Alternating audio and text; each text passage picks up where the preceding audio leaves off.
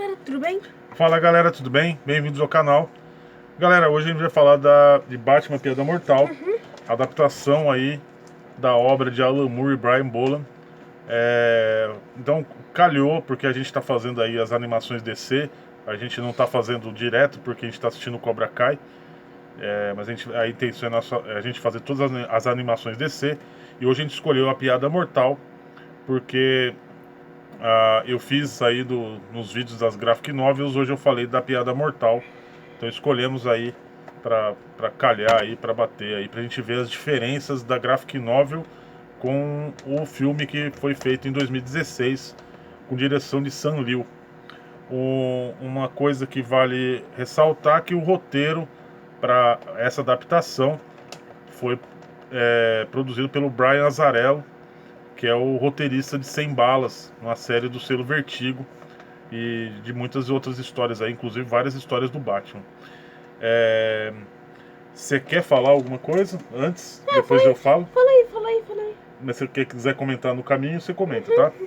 Eu anotei algumas coisas aqui, galera. Bom, a história é escrita pelo Alan Moore, a história original dos quadrinhos, escrita pelo Alan Moore. O Alan Moore é responsável aí por várias obras que foram adaptadas para o cinema. Na verdade, várias não. Pelo menos 3 obras e várias obras nos quadrinhos.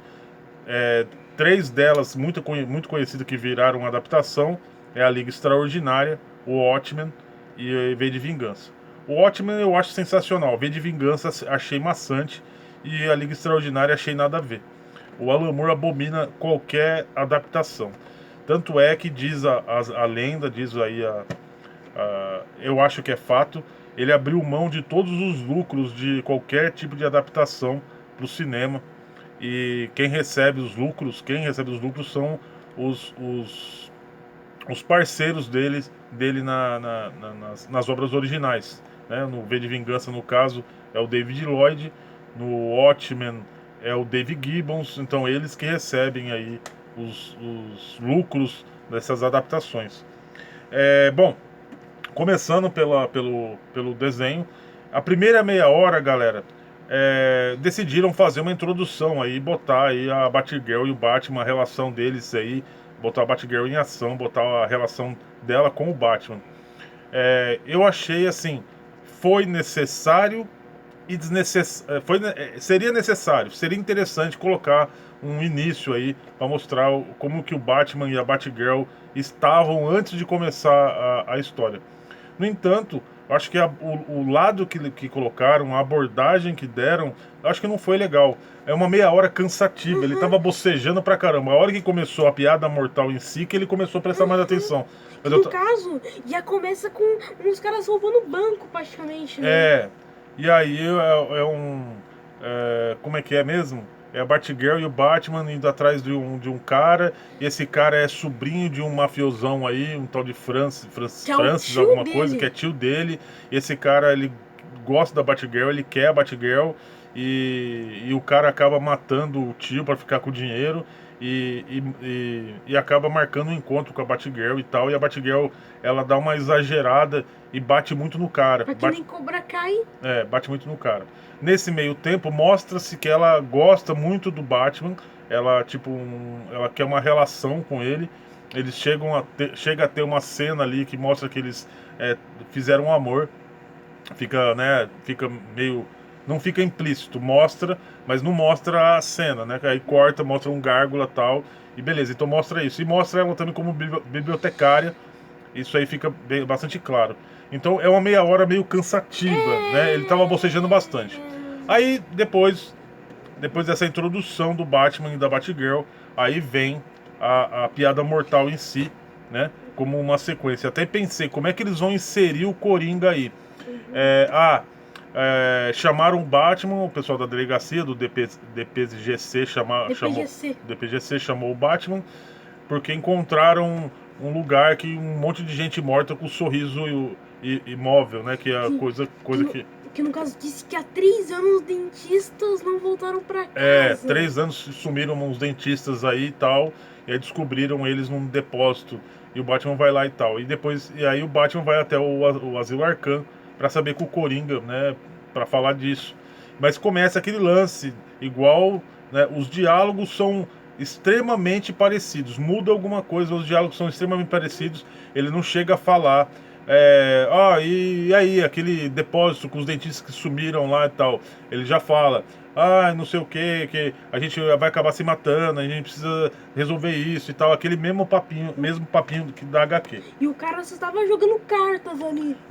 Jogando paciência, igualzinho no quadrinho. A qualidade da animação ela é mediana.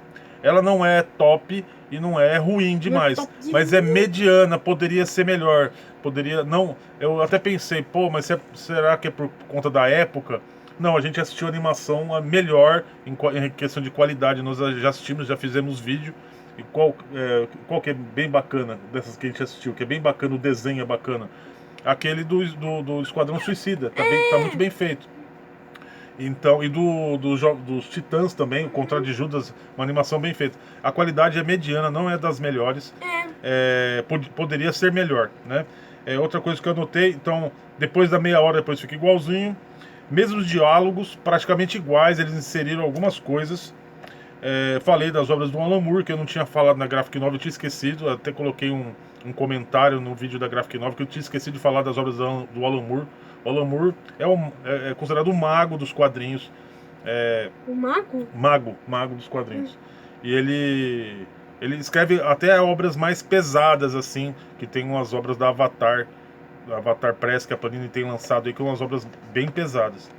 Inclusive, até comentei num dos vídeos que teve uma história que o Kevin O'Neill desenhou de um roteiro do Alan Moore que foi vetada pelo Código de Ética na época nos anos 80. A tecnologia desse desenho, então quer dizer, o desenho se passa no momento atual, não se passa nos anos 80. Por quê? Porque a gente vê tecnologia, até o lance no final, o lance da Bárbara, ela mexe com o controle remoto, abre porta, fecha a porta, e numa biblioteca você vê tela plana e tal. No caso é uma ceninha pós-crédito depois dos primeiros créditos. Isso. A gente já chega lá. No parque também, a hora que o Gordon tá passando lá no trem fantasma, você vê um monte de tela plana. Então é um momento mais atual. Eles adaptaram para o momento atual. Na animação, na hora que o Coringa vai lá tirar as fotos depois que ele atira na Bárbara, uma coisa que a gente percebe é que o tiro foi a queima-roupa. No quadrinho a gente não percebe isso. Ele vai simplesmente abre a porta e atira, foi muito rápido. Na animação deixa bem claro que ele queria acertar a coluna, então ele coloca a queima-roupa, a arma na roupa da Bárbara para realmente lesar a coluna. Aí ele até chega a dar uma queladinha, aquele respiro. Comediante, assistente de laboratório. Tá. Não falei também, esqueci de falar, no quadrinho, o Coringa, que não fala o nome, que pode ser o Jack Napier, que é o nome que deram no filme do Tim Burton, o Arthur Flick, que deram no Coringa, esse Coringa, o filme novo, mas aqui não tem nome nenhum. Que morreu? O Coringa lá do filme O Coringa. O Coringa, esse filme novo que fizeram com o Joaquin Phoenix. Sei. Então não tem nome. O Alan Moore fez toda a história, botou até nome na esposa do Coringa, mas não deu nome pro personagem. Então ele foi assistente de laboratório na Ace Química, e depois ele foi comediante, onde ele tá tentando viver a vida e que ele tá sem grana e tal. E ele saiu porque ele se assustava com o lugar, era macabro. E a mulher dele tá grávida, tá? Ele precisa de grana, e por isso que ele vai fazer esse... 3 meses, o bebê vai nascer dali a 3 meses. Por isso que ele vai fazer esse corre aí pros bandidos. Uma coisa que eu esqueci de falar nos quadrinhos, que depois que a Batgirl ela fica paraplégica, que nos quadrinhos aproveitam essa história para criar o Oráculo, né, que é tipo um assistente super-heróis que fica, né, num centro de comando falando. Eu acho que primeiro ela fala mais com o Batman, passando alguma coisa, onde está o criminoso, alguma coisa assim. No Batman Arcanite, pra quem jogou, ela ajuda bastante no jogo. E depois eu acho que ela ajuda a Liga da Justiça, não sei se ela ajuda o Esquadrão Suicida, alguma coisa assim, a Oráculo. Anos depois, ela volta a andar, igual o Batman também já ficou, né, depois que o Bane quebrou a coluna dele, ele volta a andar depois de muito tempo. A Batgirl, atualmente, ela anda, a Bárbara Gordon anda. Eu não vi a HQ que mostra a recuperação dela. Nessa época, em que ela virou oráculo, entrou uma outra Batgirl, na época, que uma Batgirl que cobria todo o rosto, que é a Cassandra Cain. A Cassandra Cain é filha de algum vilão, se eu não me engano, não lembro agora o nome, eu acho, não lembro exatamente quem, mas é a Cassandra Cain que ela vira a nova Batgirl e fica por bastante tempo, no momento em que a Bárbara é a oráculo. Na animação do Batman. Não, tá. Na hora que ela vai pro hospital, e ela conta pro Batman o que aconteceu. A hora que o Batman vai pro hospital, aí na animação ela chama ele de Batman. Nos quadrinhos ela chama de Bruce. Então dá a entender que ela conhece a identidade dele, conhece o Bruce. E nos quadrinhos nunca deu a entender que eles têm uma relação. Aí mostrou que tem uma relação e eles têm uma relação. Não, ela gosta dele. Né? Vou voltar. Nos quadrinhos eles se conhecem, tem uma relação de amizade e tal, de como se fosse pai e filho. É o que eu sempre entendi. Isso nos quadrinhos. Nos quadrinhos. Na animação, ela tá afim dele. E ela não conhece a identidade dele, porque ela chama ele de Batman no hospital, não chama de Bruce. O Coringa fala muito. Nos quadrinhos funciona. Nos quadrinhos funciona. Aí na animação não funcionou. Ele fala demais. Nossa, fala aí. Perdão, galera. E a parte da música que ele canta no parque é muito chata, extremamente chata. No quadrinho funciona. Tem um lance também de um tribunal. A hora que o Gordon passa metade do trem fantasma, eles param ele, botam uma peruca aquelas de tribunal. Os anãozinhos. Os anõezinhos botam nele lá. E tem um lance lá de tribunal tal. E onde tem até aparece nos quadrinhos o pessoal do circo. Quer dizer, ele comprou o circo com as atrações juntas, né? Que tem a mulher gorda, tem a mulher barbada, tem as irmãs siamesas, ou a mulher de duas cabeças, um tipo de lobisomem lá.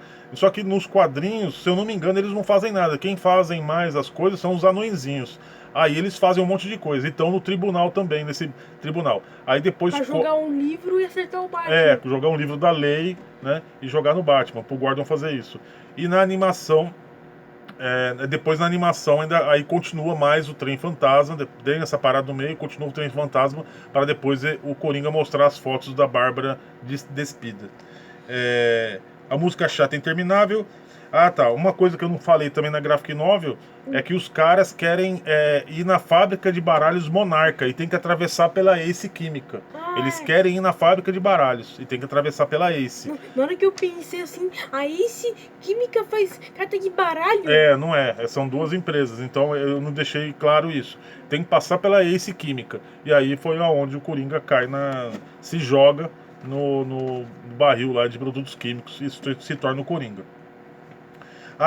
Outra coisa que eu não falei, muito importante, que o material original que eu mostrei para vocês nos vídeos de Graphic Novels, as cores são do John Higgins. Quando foi lançado em capa dura pela Panini, pela primeira vez em capa dura pela Panini, o material saiu recolorizado pelo Brian Boland.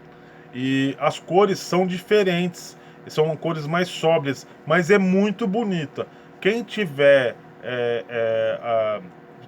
conhecer o material, eu sugiro, se eu pudesse, eu teria as duas edições, porque as cores do John Higgins são absolutamente espetaculares, quanto as cores do Brian Boland também estão fenomenais. Então eu acho que as duas edições merecem estar na estante né? Hoje em dia, para colecionador, do colecionador, né? Para se comprar, só acha com as cores novas do Boland, sem as cores do John Higgins. Na época eu lembro que o pessoal ficou muito bravo de ter tirado as cores do John Higgins, mas o trabalho do Brian Boland tá muito legal, assim.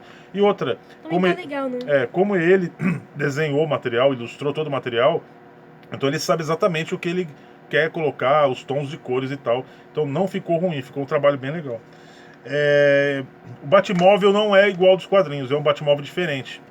Tá? É meio baseado no que aparece nas séries animadas. Então, o Coringa é auxiliado, além dos anões, pela Mulher Barbada, pelas Irmãs Siamesas, pelo Lobisomem, coisa que nos quadrinhos eu acho que eles não fazem nada, se eu não me engano.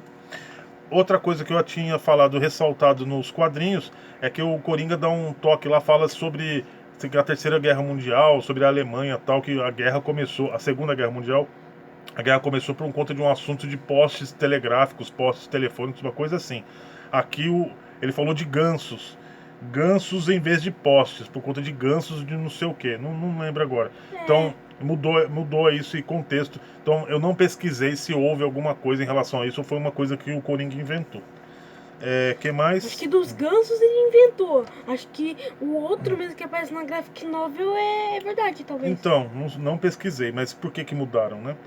Bom, a animação tem a mão do Bruce Timm, que é da série animada do Batman antigo, e do Alan Burnett. Não vi se o Paul Dini tá, parece que não vi o nome dele nos créditos, mas o Bruce Timm e o Alan Burnett da série animada clássica que passava no SBT e tal, aquela muito boa, eles estão nos créditos dessa animação. Tem os créditos, tem os pré-créditos e os créditos. Duas outras coisas finais. No final tem uma coisa que eu achei legal, que eu me arrepiei um pouquinho, porque é igual nos quadrinhos até o avatar que a Oráculo usa. Então aparece a Bárbara chegando em casa, abrindo a porta de cadeira de rodas, entrando no quartinho cheio de computadores e tal, e aparece o avatar da Oráculo e ela começando os trabalhos. Isso eu achei legal colocar, eu achei interessante. A meia hora foi desnecessária, meia hora. A animação, no total, com créditos e tudo, tem 1h16. Mas e a graphic novel é muito curta para ser adaptada para um filme de 1 hora e tanto. Então tiveram que inserir, botar meia hora de linguiça. Mas foi muita coisa. Poderia ter dado uma outra abordagem. Foi legal mostrar. É que nem o monstro do pântano no Batman aqui, né? Só colocaram pra encher linguiça, né? Encheram linguiça demais. Tinha que colocar a Batgirl, tinha que colocar o Batman no começo, eu acho, até chegar no momento que o Batman tá entrando lá, porque, eu não sei, foi interessante, a ideia foi interessante, só que a forma que foi abordada não foi legal. E só para finalizar, eu acho que é por conta desse material do Alan Moore que teve o lance lá da morte de Jason. Alguns anos depois, até apareceu uma foto lá da morte do Robin lá do... é verdade. Então quer dizer que bem lembrado, bem observado. Quer dizer então que tá. Como essa animação foi adaptada para os tempos atuais, aí mostrou lá a foto da morte do Robin, apareceu em um dos cantos lá. No entanto, a morte do Jason Todd, até então, ela não tinha sido produzida ainda quando essa graphic novel foi lançada. Então, como foi feito em 2016, já tinha acontecido isso e eles colocaram lá a foto. E por isso e porque eles fizeram com que a animação se passe nos dias atuais. A animação se passa nos dias atuais por conta da tecnologia. Então, quer dizer, eles deixaram entender que o lance da morte do Jason Todd já aconteceu, sendo que no quadrinho, na época, não tinha... Bem observado isso aí, bem observado.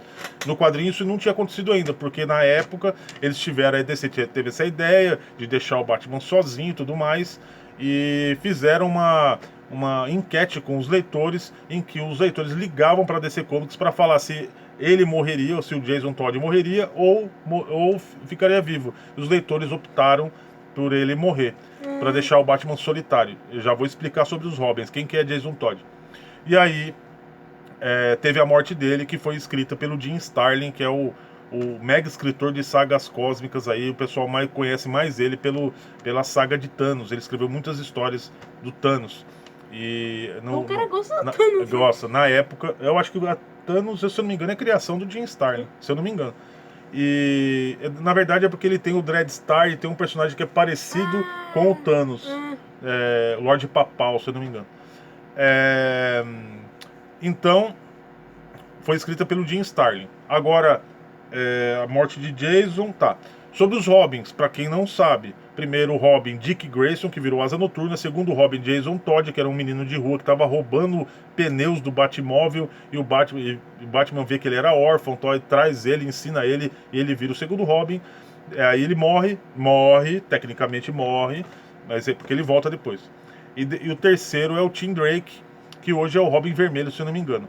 O quarto Robin é o Damian Wayne, que é o filho do Batman.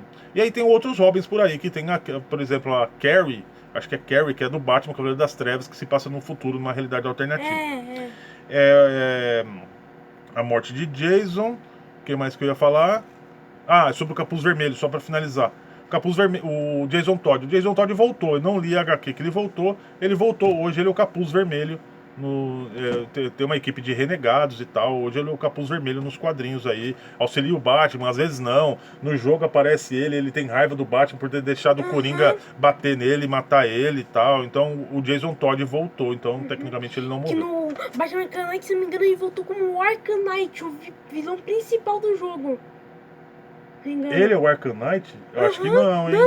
Não é um robô Arkham Knight, é um cara lá dentro. Ah, eu não lembro. Mas não, tem alguma coisa a ver assim que ele jogou os jogos, mas não lembro dele, do Jason Todd ser o Arkham Knight. Se não me engano, ele é o vilão no jogo. Eu não lembro dele ser o Arkham Knight. Bom, tem alguma relação. Depois a gente puxa pra saber. Depois a gente puxa pra saber, pra ter certeza. Não lembro. Tem o lance do Arkham Knight, tem o lance do Capuz Vermelho, mas eu não lembro do Arkham Knight ser o Capuz Vermelho. Mas isso aí é um vídeo pra outra história, uma história pra outro vídeo que a gente pode fazer um dia aí pra falar da história dos jogos, de repente. A gente pode até fazer uns vídeos aí de games, a história dos jogos. Vai ter que ser certinho. Beleza, galera? 20 minutos, mas eu acho que foi necessário a gente falar, né, sobre explicar sobre essas diferenças aí da HQ com a animação. A animação poderia ter sido melhor. A obra merecia uma animação melhor. E teve lançamento em cinema e tal. E, dá sono no começo. É cansativo, é chato o começo. Mas depois entra tal. Mas aí você começa a comparar o desenho com o quadrinho. Você fala, putz, poderia ser melhor. Poderia ser melhor desenhado e tudo mais e tal. E a parte da música, da falação das músicas do Coringa, da música do Coringa, é chato demais. Nossa, né? Eles quiserem enfeitar, encher e tal. E uma pena. Que nota você dá? 6. Você dá 6? Galera, eu vou ficar em 6,5. Vou ficar em 6,5. Não dá pra passar disso. Infelizmente, não dá pra passar. Se a animação fosse melhor, beleza. E o roteiro tinha que ser mais enxuto. E eu acho que a encheção de linguiça tinha que ser de outra maneira. Algumas coisas... O lance do final eu me arrepiei, eu falei. Essa parte eu acho que foi importante. O lance de aparecer a Batgirl no começo, beleza. Só que tinha que tomar uma outra abordagem. Eu acho que não dessa maneira. Mas tá valendo. Tá valendo. E outra coisa, não sei se eu falei. Era pra ter sido um filme. E foi abortada a ideia. Por conta, eu acho que do fiasco de Watchmen. Mas o Watchmen eu acho um filme extraordinário. E aí abortaram a ideia. Mas o Watchmen não foi fiasco. O Watchmen, eu acho que o primeiro filme, um dos primeiros filmes, foi o primeiro filme de super-heróis do Zack Snyder. O Zack Snyder, do Snyder Cut, é por conta dos 300 Esparta, é tudo por conta do Watchmen. Você diz assim, como assim o Watchmen é ruim, mano? Pois é, o Watchmen é muito bom. Beleza, galera? É isso aí. Um abraço, mais tchau. Dê um like se você gostou do vídeo. Ative notificações. Que mais? Qual é a outra terceira coisa? Ative notificações. Se inscreva no canal e compartilhe se você gostou do vídeo, beleza? É isso aí. Um abraço, mais tchau. Tchau!